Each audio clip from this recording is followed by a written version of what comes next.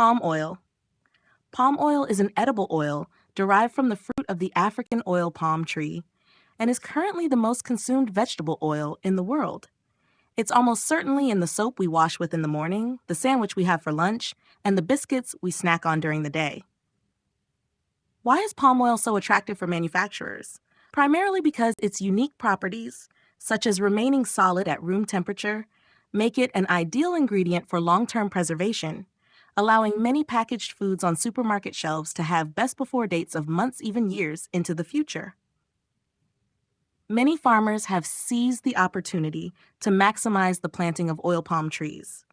Between 1990 and 2012, the global land area devoted to growing oil palm trees grew from 6 to 17 million hectares, now accounting for around 10% of total cropland in the entire world. From a mere 2 million tons of palm oil being produced annually globally 50 years ago, there are now around 60 million tons produced every single year, a figure looking likely to double or even triple by the middle of the century. However, there are multiple reasons why conservationists cite the rapid spread of oil palm plantations as a major concern. There are countless news stories of deforestation, habitat destruction, and dwindling species populations, all as a direct result of land clearing to establish oil palm tree monoculture on an industrial scale, particularly in Malaysia and Indonesia. Endangered species, most famously the Sumatran orangutan, but also rhinos, elephants, tigers, and numerous other fauna, have suffered from the unstoppable spread of oil palm plantations. Palm oil is surely one of the greatest threats to global biodiversity, declares Dr. Farnan Elwood of the University of the West of England, Bristol.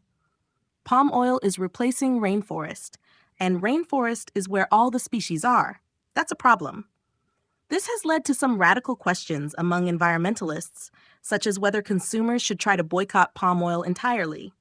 Meanwhile, Bhavani Shankar, professor at London School of Oriental and African Studies, argues it's easy to say that palm oil is the enemy and we should be against it. It makes for a more dramatic story, and it's very intuitive. But given the complexity of the argument, I think a much more nuanced story is closer to the truth. One response to the boycott movement has been the argument for the vital role palm oil plays in lifting many millions of people in the developing world out of poverty. Is it desirable to have palm oil boycotted, replaced, eliminated from the global supply chain, given how many low-income people in developing countries depend on it for their livelihoods? How best to strike a utilitarian balance between these competing factors has become a serious bone of contention. Even the deforestation argument isn't as straightforward as it seems. Oil palm plantations produce at least 4 and potentially up to 10 times more oil per hectare than soybean, rapeseed, sunflower, or other competing oils. That immensely high yield, which is predominantly what makes it so profitable, is potentially also an ecological benefit. If 10 times more palm oil can be produced from a patch of land than any competing oil, then 10 times more land would need to be cleared in order to produce the same volume of oil from that competitor. As for the question of carbon emissions, the issue really depends on what oil palm trees are replacing. Crops vary in the degree to which they sequester carbon. In other words, the amount of carbon they capture from the atmosphere and store within the plant. The more carbon a plant sequesters, the more it reduces the effect of climate change. As Shankar explains, palm oil production actually sequesters more carbon in some ways than other alternatives. Of course, if you're cutting down virgin forest, it's terrible. That's what's happening in Indonesia and Malaysia. It's been allowed to get out of hand.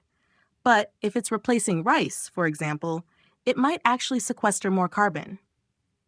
The industry is now regulated by a group called the Roundtable on Sustainable Palm Oil, RSPO, consisting of palm growers, retailers, product manufacturers, and other interested parties. Over the past decade or so, an agreement has gradually been reached regarding standards that producers of palm oil have to meet in order for their product to be regarded as officially sustainable. The RSPO insists upon no virgin forest clearing, transparency, and regular assessment of carbon stocks, among other criteria.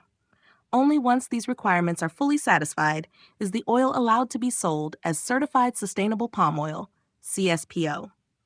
Recent figures show that the RSPO now certifies around 12 million tons of palm oil annually, equivalent to roughly 21% of the world's total palm oil production. There is even hope that oil palm plantations might not need to be such sterile monocultures or green deserts, as Elwood describes them. New research at Elwood's lab hints at one plant which might make all the difference. The bird's nest fern, Asplenium nidus, grows on trees in an epiphytic fashion, meaning it's dependent on the tree only for support, not for nutrients, and is native to many tropical regions, where as a keystone species it performs a vital ecological role. Elwood believes that reintroducing the bird's nest fern into oil palm plantations could potentially allow these areas to recover their biodiversity, providing a home for all manner of species, from fungi and bacteria to invertebrates such as insects, amphibians, reptiles, and even mammals.